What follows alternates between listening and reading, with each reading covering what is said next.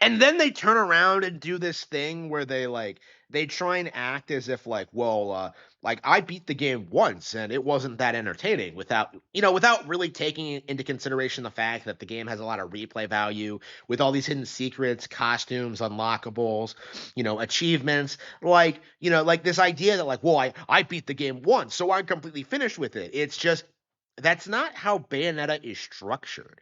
That's not how platinum games in general are structured. Like YouTubers really have this mindset that beating the game once gives you this like complete full fulfilling like look at the game and what it offers and what it is, but in reality in a lot of cases that's not true. And with Bayonetta 3, that game has a ton of replay value, a ton of things to do, a ton of things to collect, and it has a very very high skill ceiling. And like people completely misrepresented that game in order to push like their anti-platinum agenda.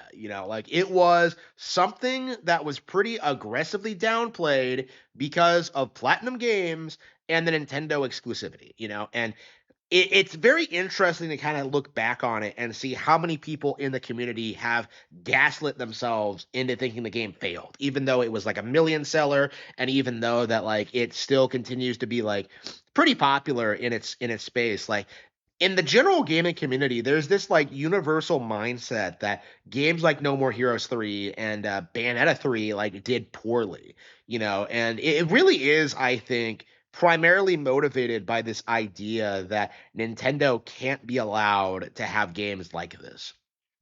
Like Bayonetta 3 is so much better than 2 in every way, shape, and form that it's very difficult for me to understand that there are people who think 2 is better. And it's primarily entirely due to superficial reasons. People believing that it's a lesbian love story and that the graphics look better. Like that's it.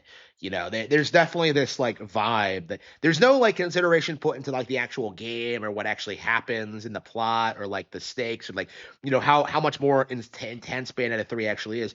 Like no, 2 looks better, so that means it is better. Like that's the level of like of intelligence we're dealing with here, is that people can't understand like what actually make these games entertaining and fun and interesting and engaging and what makes me a fan of them. Like I hate Bayonetta 2 with a passion. 1 and 3 are far superior in every way, shape, and form, and yet 3 like inexplicably is that this is like some complete disaster failure stream like thing of a thing, that like the platinum games completely failed. And now we're seeing the same thing with Ninja Gaiden 4, and yet like because Ninja Gaiden 4 is a respected Xbox associated IP, you're seeing a lot more people go to bat for it.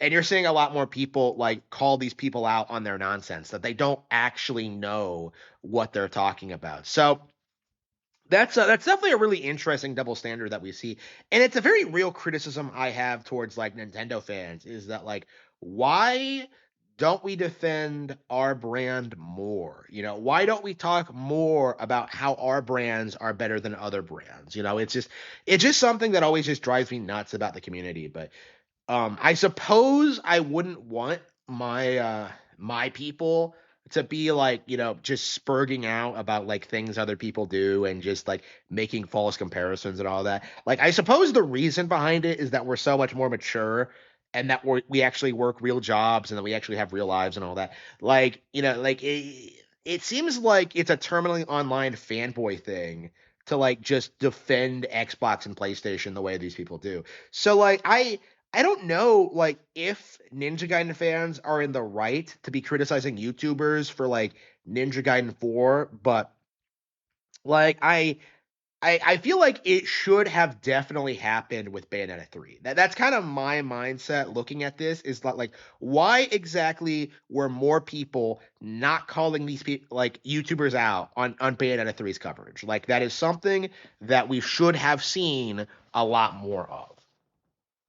So apparently Ninja Gaiden 4 has come out, and unfortunately I have not gotten the chance to play it. I've never played like the original version of Ninja Gaiden 2. So right now, like my priority is doing everything in Ninja Gaiden Black and eventually moving on to Ninja Gaiden 2, like the original, not the Black upgraded re-release. So for me, like it's kind of important to do that before I play any new games. Like maybe Ninja Gaiden 4 is good.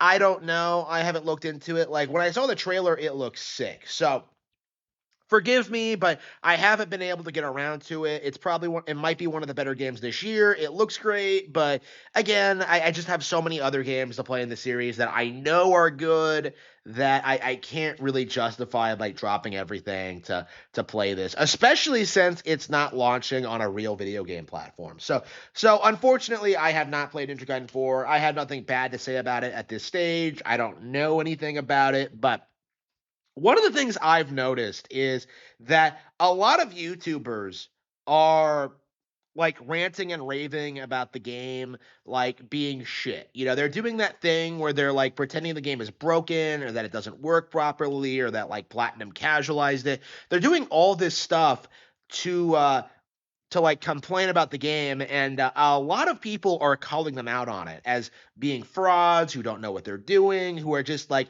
making things up to complain. You know, like it's very typical Devil May Cry fanboy bullshit where they play a game, they lose, and then they say the game is broken and that's why they can't win. You know, it's a very typical pattern for like the DMC or like typical YouTube fanboy to pull. You know, we've seen this time and time again.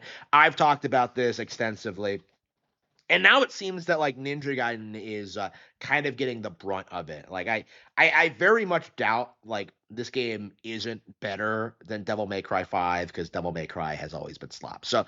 Uh, so with all that being said, my mindset on this, seeing this happen, like what sticks out to me is that a lot of people are calling out the YouTubers for their nonsense. You know, there's a lot more pushback for YouTubers not being able to play the game.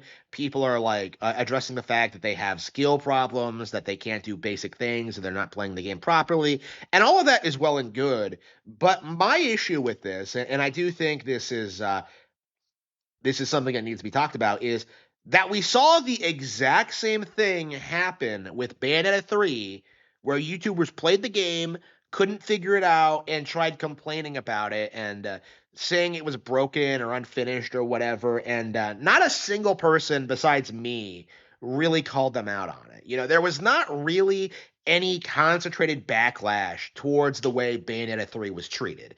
And that was one of the better action games of the decade. You know, Bayonetta 3 was awesome. It's better than the original in a lot of ways.